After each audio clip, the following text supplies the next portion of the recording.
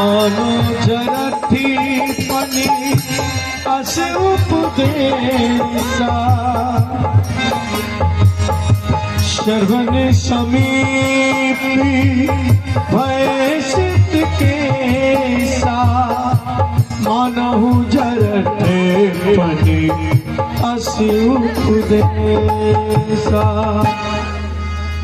आज मैं यह क्या आप जब प्रातः काल मेरी निद्रा टूटी तो जब मैं दर्पण के सामने खड़ा हुआ तो देखा कि मेरे केस धीरे धीरे सफेद हो रहे हैं। जब केस सफेद होते हैं तो व्यक्ति को चौथापन आ जाता है और चौथेपन में उसे राजकाज को त्याग करके अपने उत्तराधिकारी को नियुक्त करता है। तो आज मेरे भी ये विचार हैं कि मैं चलता हूँ और इस बारे में गुरुदेव वशिष्ठ जी से बात करता हूँ।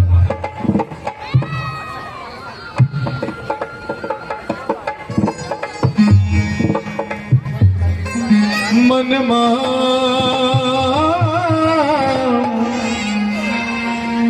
हरि जी प्रिय मन मुदित मना गुरु सुनाय हुजार।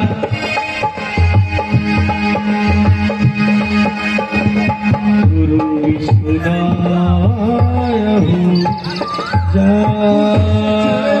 चक्रवर्ती सम्राट दशरथ का प्रणाम स्वीकार हो।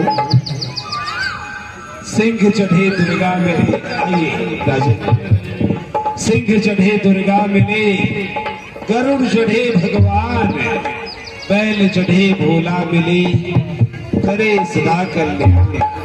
राजन राज्य की बढ़ोतरी हो।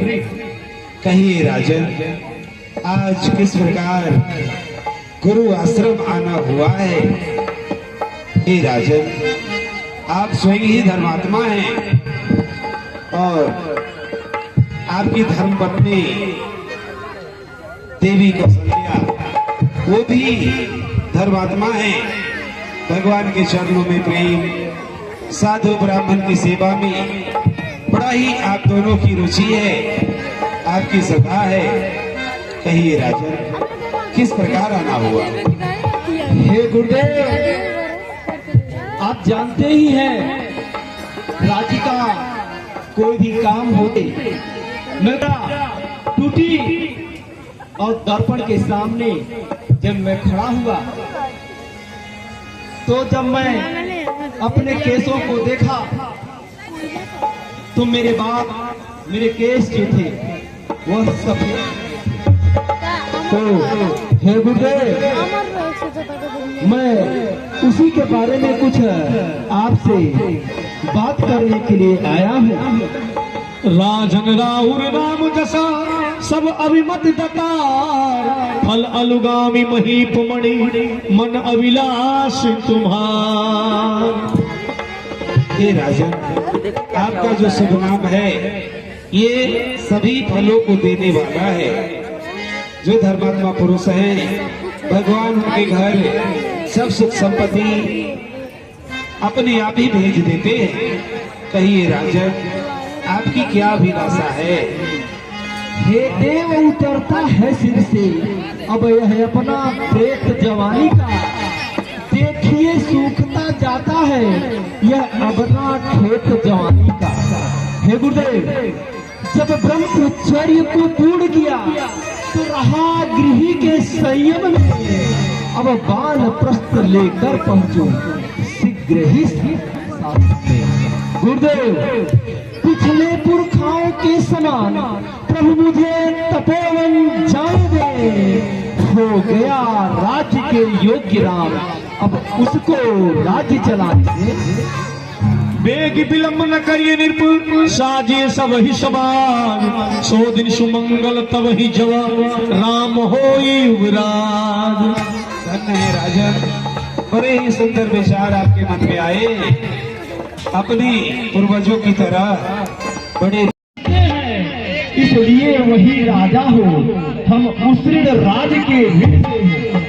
इसीलिए समझे जनता की रुचि क्या है, अधिकार संभाले रामचंद्र, इसमें सबकी सम्मति क्या है।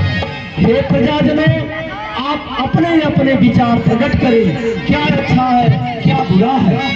महाराज, अच्छा तो यही है जब पिता श्री बुजुर्ग हो जाते हैं, जितना भी शासन होता है, आप कहते हैं कि मेरी इच्छा है कि मैं अपने पुत्र राम को राजगद्दी पे सुशोभित करूं।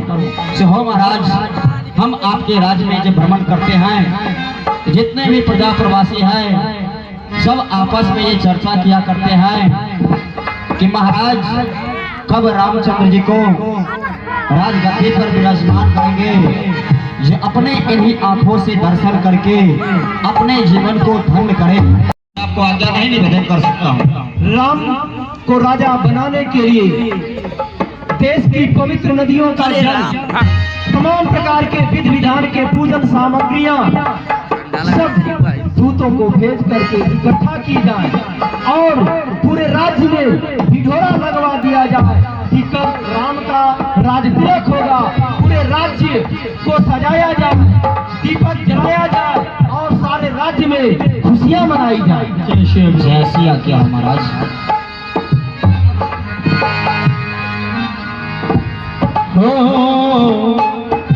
हर समुनीश कहे मृदुबानी, आनो सकल तीरथ पारे। अच्छी बात है राजन, मैं महामंत्री सुमंत जी को कुछ कार्य बता देता हूँ और राम को जाकर के भी ज्ञान उपदेश दे देता हूँ। आप सारी व्यवस्थाओं को देखें, मैं अपने राज्य महल को चलता हूँ। कल्याण हो राजन। हो तब नरिना